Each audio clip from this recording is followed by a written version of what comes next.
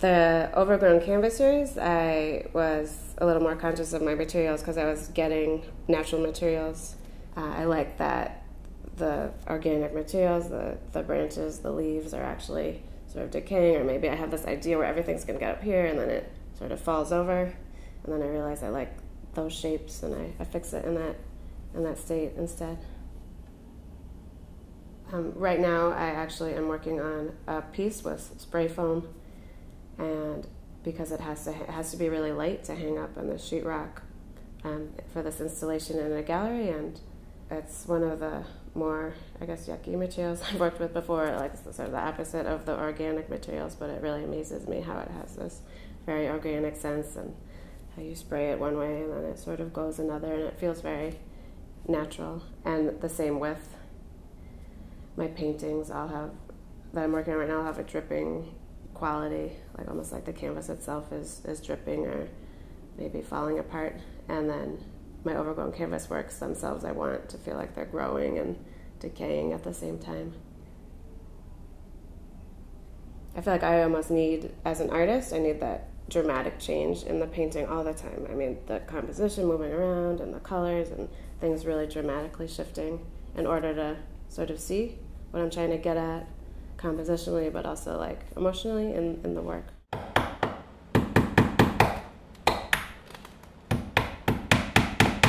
Well, I'm pregnant now, and I had another pregnancy, and both of them were, luckily not so much now, but I think we're very kind of crazy. Just thinking about just how crazy it is to have this life growing inside of you, and how at any moment it could just end, like a sort of this powerful feeling of growing this baby inside of you, and sort of this high risk and not knowing what's happening. And I guess I feel like my work, it's gotten a little less pretty. I feel like I used to have work that I made paintings, and I had more organic floral collages and natural materials, and they were selling, and now I feel like my work has gotten a little bit stranger and perhaps less traditional, and I'm maybe pushing it a little more on the side of being sort of this goo and this ooze, which is a little of an uglier quality to it. I guess I also just feel like the work for me feels a little more purposeful now, because it's,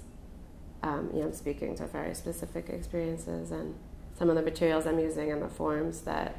are being created are sort of coming from things I've seen in ultrasounds, or things I was looking up online as I was trying to negotiate some different issues going on in my pregnancy.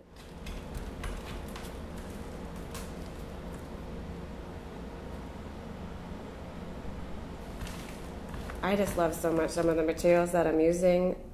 when I'm painting, as far as just huge globs of paint that I mix up and all the stuff kicking around the outside, and what happens to my palette knife and all these different materials that I've been saving those for a number of years. And when I was making the piece Mommy Loves Me,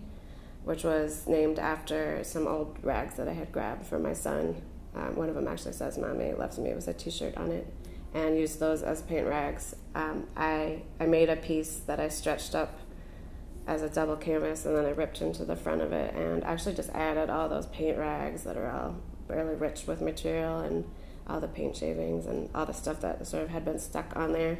I added it right onto the canvas, and it was coming out, and I had meant to go back and had ideas about painting back into it and doing all this stuff, but I really loved just the richness of the material itself.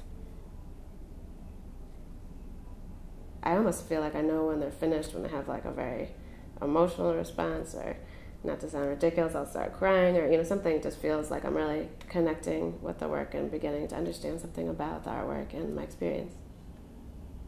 Hi, I'm Sarah Meyers Brent. Thank you for coming to my studio.